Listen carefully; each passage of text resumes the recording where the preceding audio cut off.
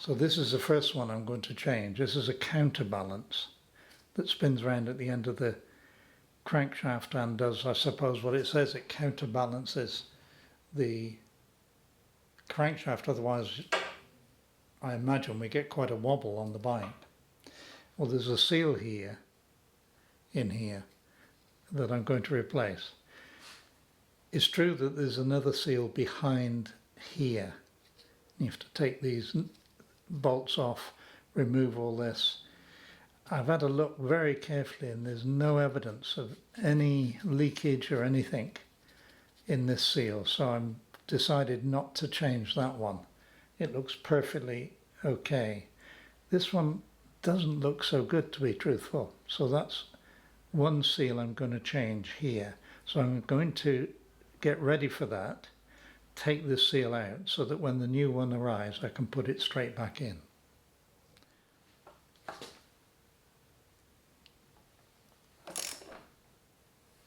Like that. And then I can take this counterbalance weight off.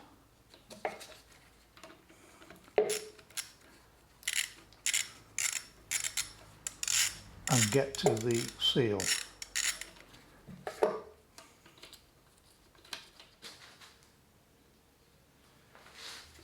This is always a little tight.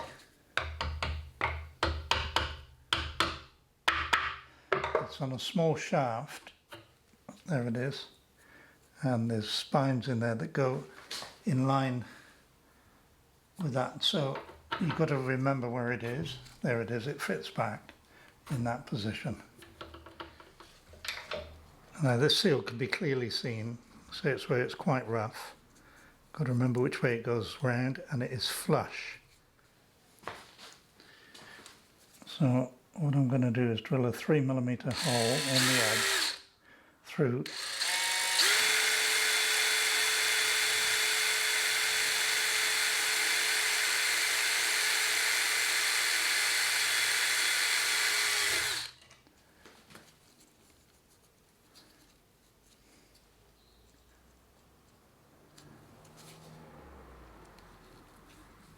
because we're trying to draw this seal out. And then using a pair of bent nose pliers, and there it comes.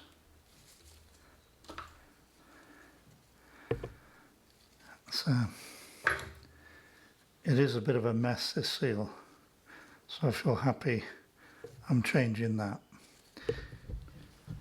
The gearbox is next. I can start to remove the seals, waiting for the delivery from Motorworks. So I want to take this seal out here and this seal out here. This is tricky because we must not damage these spines.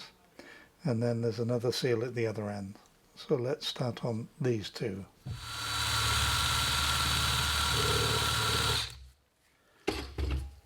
And a self-tapping screw.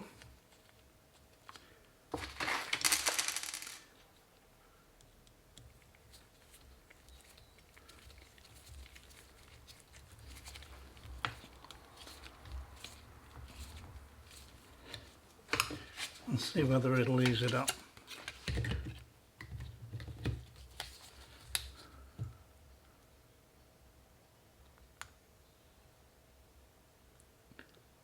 You can see what it's doing.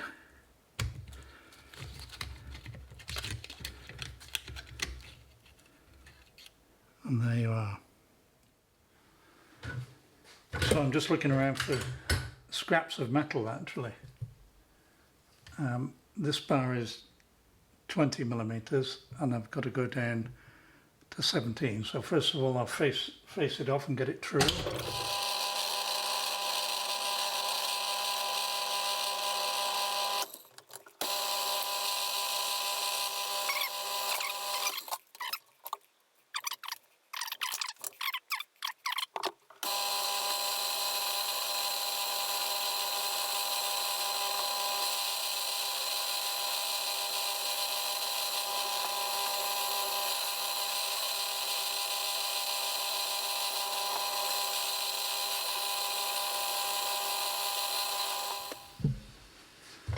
so I didn't bore you with all the turning down to it. I've got, I'm at 10.29, so I've just got tiny, almost there, 10 millimeters I want to be.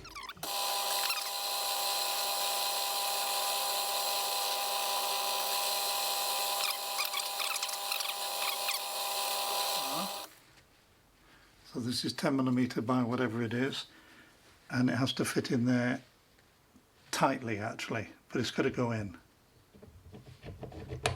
There we are, perfect fit.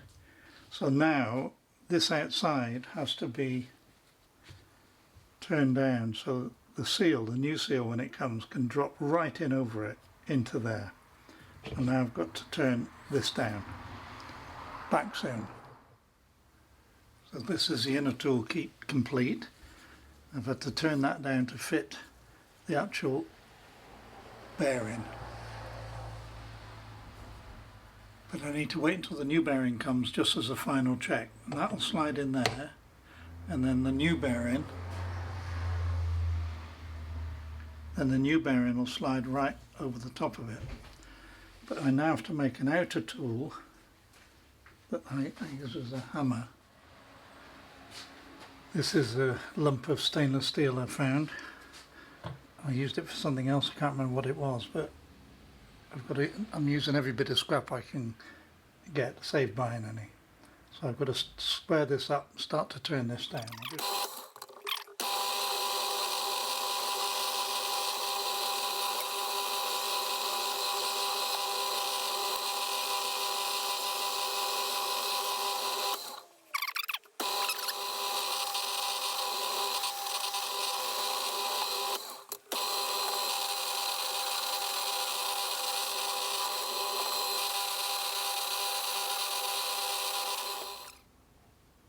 I've finished machining the parts. I had to take a little bit more off the centre dowel, and this is the over-engineered lump of stainless steel.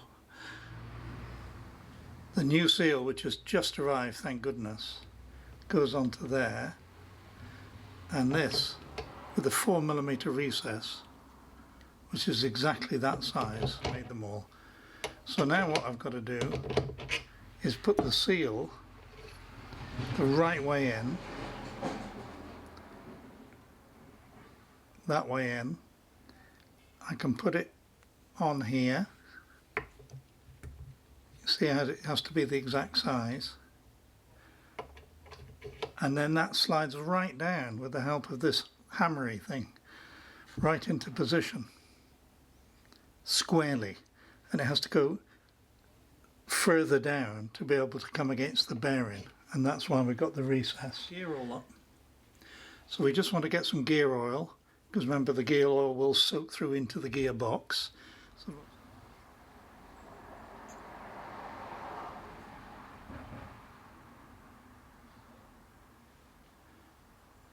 that's just to make it easy so you don't pull the surface of the seal, otherwise the seal won't be a seal anymore. So you can see why you do this. You want the whole thing to be very smooth.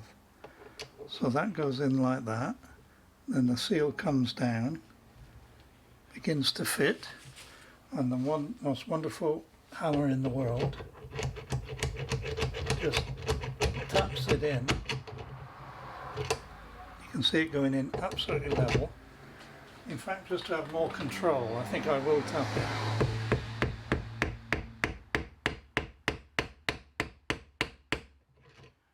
So it's now level, so now with that recess it will allow it to go to its final position.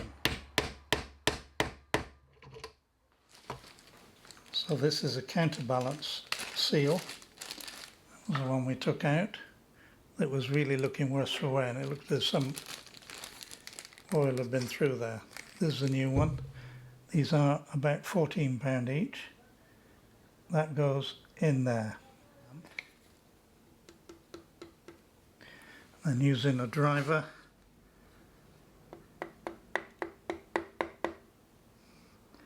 or a big socket wrench, you want to get it level,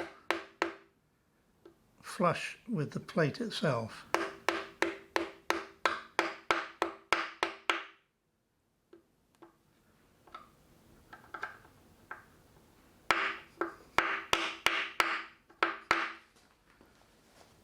And there we have it.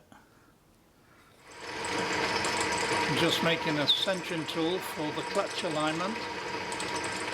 About £15 in Motorworks, but I can turn one down in not very long at all, so this will help me to align, well, essential to line the clutch.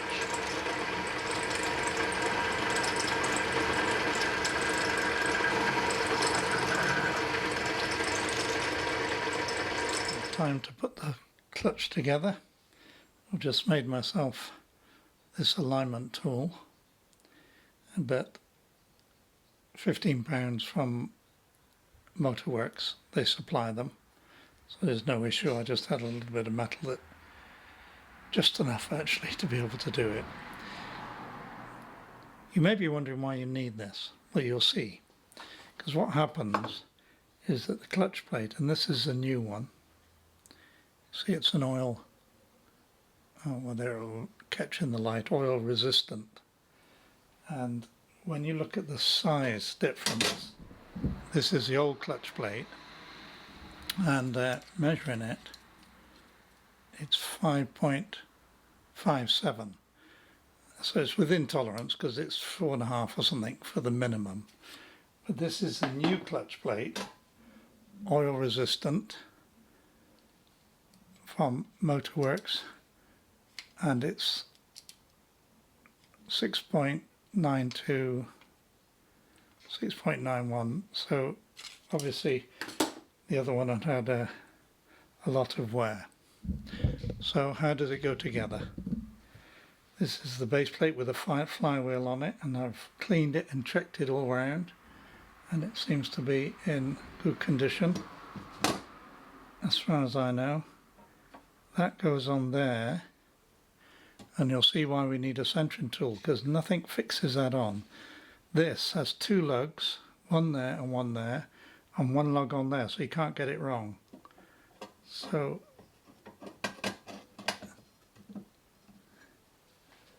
that fits like that, and then with a rubber hammer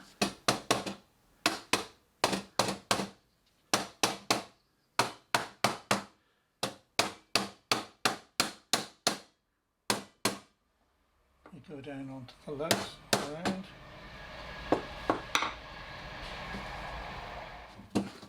Now to line it up, you can see you've got a hole, almost 7mm plus a 17 for the actual cog. That's where this comes into lining it up.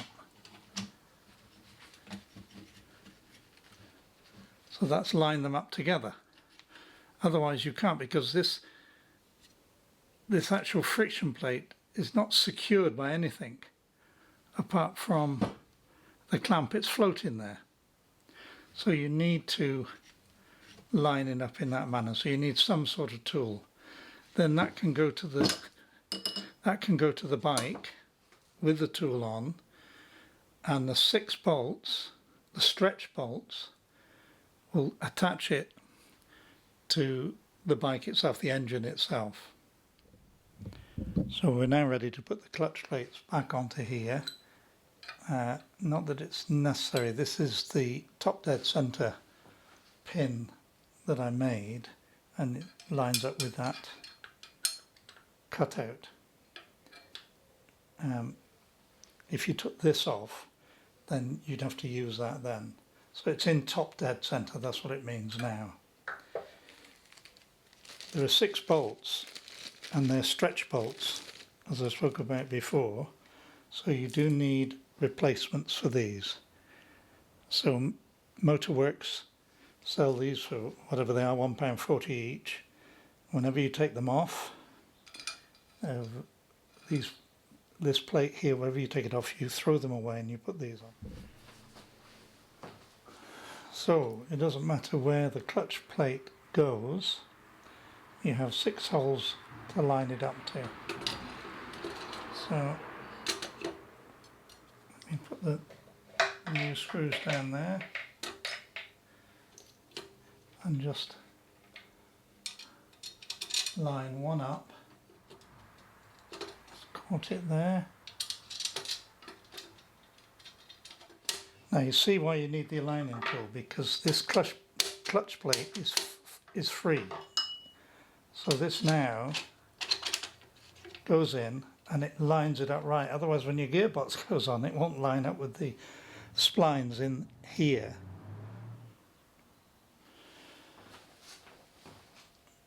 So set to 8 Newton meters, and we really need to go in a crisscross way now. I'll just take them up a little bit each.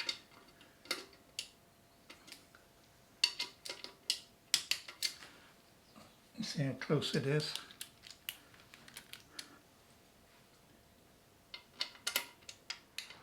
Eight. There's another one here somewhere, I can't see it. Oh, there. 8.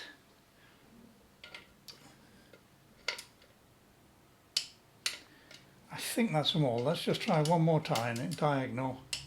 8.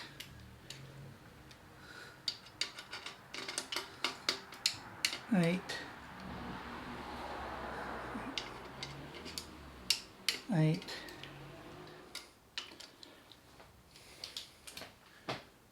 All done, and that slides out, slides in, so it shows it's dead in line.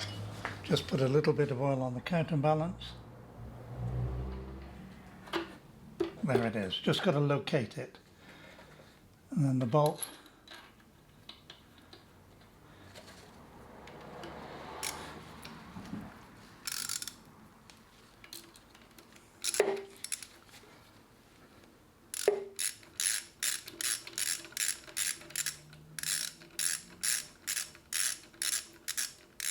Now this is the counterbalance weight. It's actually off the old engine that's destroyed, and that's the bolt that ties it into the engine. I just want to show you sometimes how difficult getting information is, and you've got to be quite careful. So let's put those to the side. This is Hayes manual. Now I don't know whether you can read this, but what we're trying to do is put the counterbalance back in, and it says balance the shaft weight bolt, initial set in 10 Newton meters, final second set in 90 degrees, and that may be new to you. It's an angle torque. The physics behind it are way beyond me. I've tried to read up about it. It's almost as if a torque is a torque and an angle is a tension, but that's not right. It's very accurate bolting down. I think that's what it's all about. This is one of those parts of the engine that has to be bolted correctly. But the difficulty I have is a balance shift weight bolt. I think it's this one, but sometimes you're not quite sure. Now if you print off the internet, let me show you the title of this. I use these all the time. Just key into the internet, torque values. I put 2005 R1200GS, and it's fantastic, free. You'll find a few of them that give you every torque setting there is in the bike, much more than you'll get in Hayes manual. Now look what it says about this one. Now it says compensating weight to balance shaft, neck down screw, 8 by 70. So let's just measure it. So there's the screw, and you can see it's 70. Now that is an enormous help, you'll find. This, as you go through Hayes manual, when you're trying to do things, then it's sometimes extremely difficult to identify the right one. So this sheet is much more detailed. So the way this works is that we take this bolt initially to 10 Newton meters.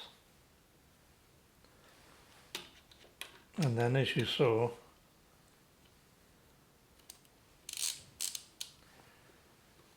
so let's put to 10 Newton meters. There. Now you can buy an angle torque plate from Amazon for about £20.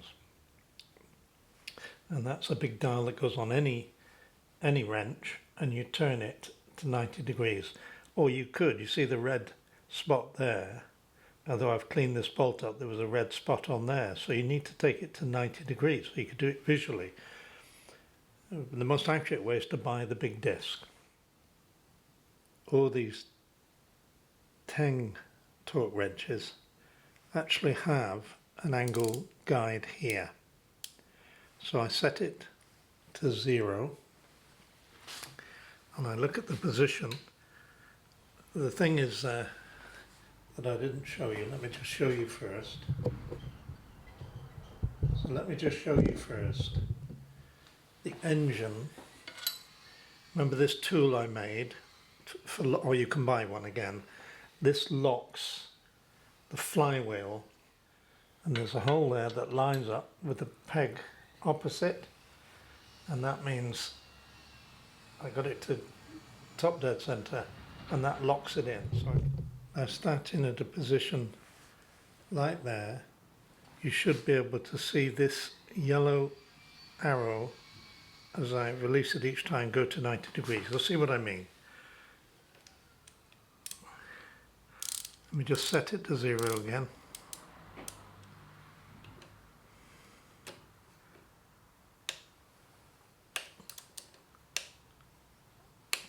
So do you see the red arrow is going around?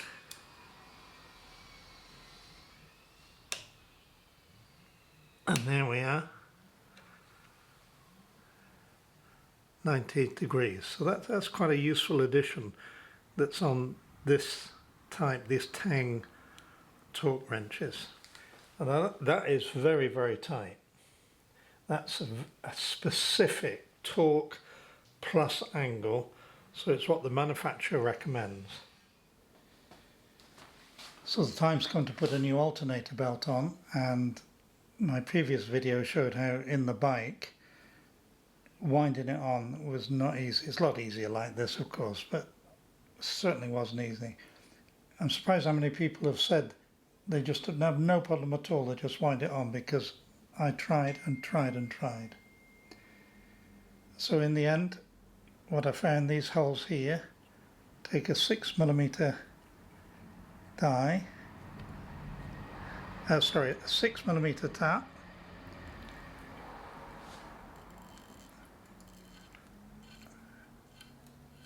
and this enables you to put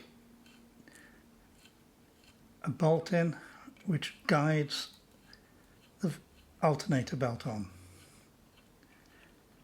You could even do it in the middle of the desert, I think, if you had the tool. But I'm going to do all three. To keep, as Mark said in his comment, to keep the balance right.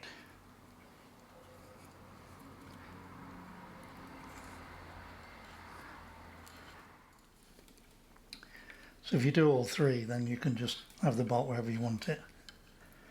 And it's a 10-second job, isn't it? Just to tap it in to each one. Very, very quick. It's the new alternator belt from Motorworks, Continental one. It's just worth, for me, putting one on to make sure I know it's all okay.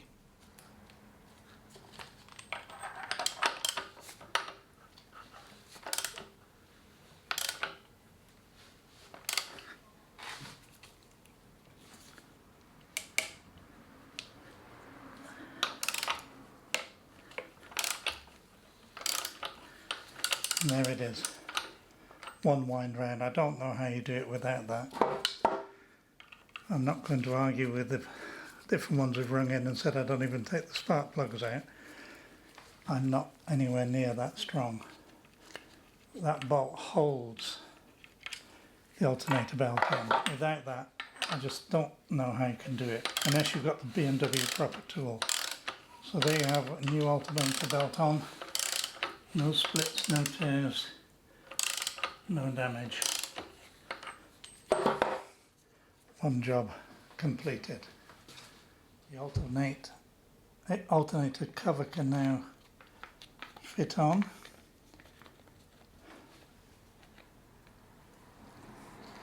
I have some new stainless steel bolts, of course, from my stock. A little bit of copper grease. And I put them up. Even these existing bolts were quite rusty when I took them out. So it's nice having clean ones to go back in.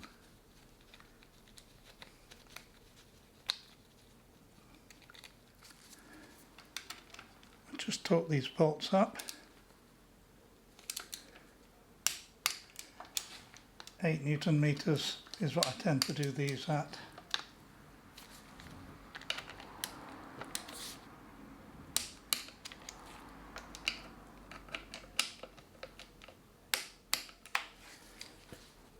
Another thing fitted.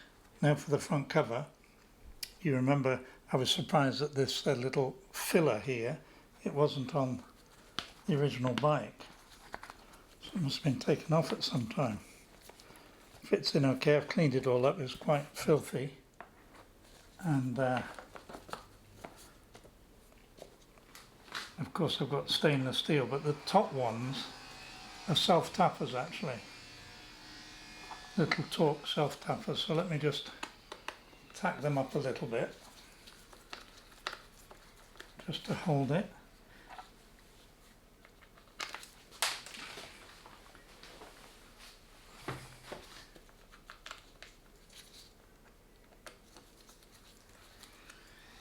And then we'll just copper grease these stainless steel ones.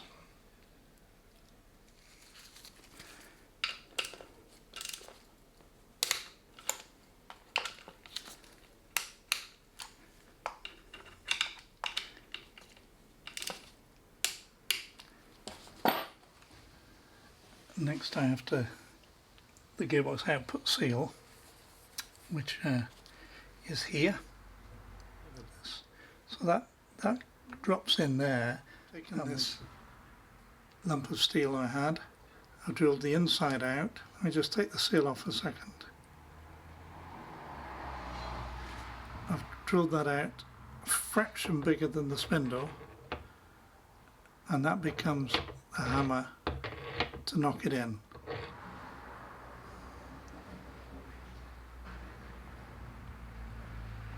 I start it.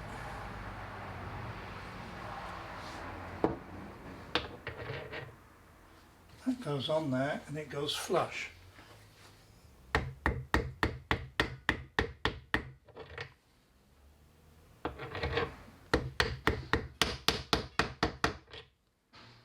So it's as simple as that.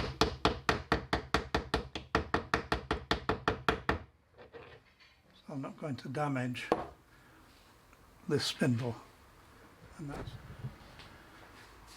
so this is the final seal on the front of the engine,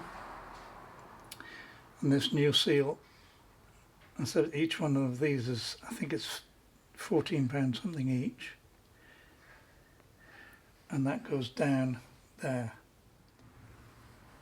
I've toned down this drift to the depth of the spline and just recessed it that little bit, so this will go on here and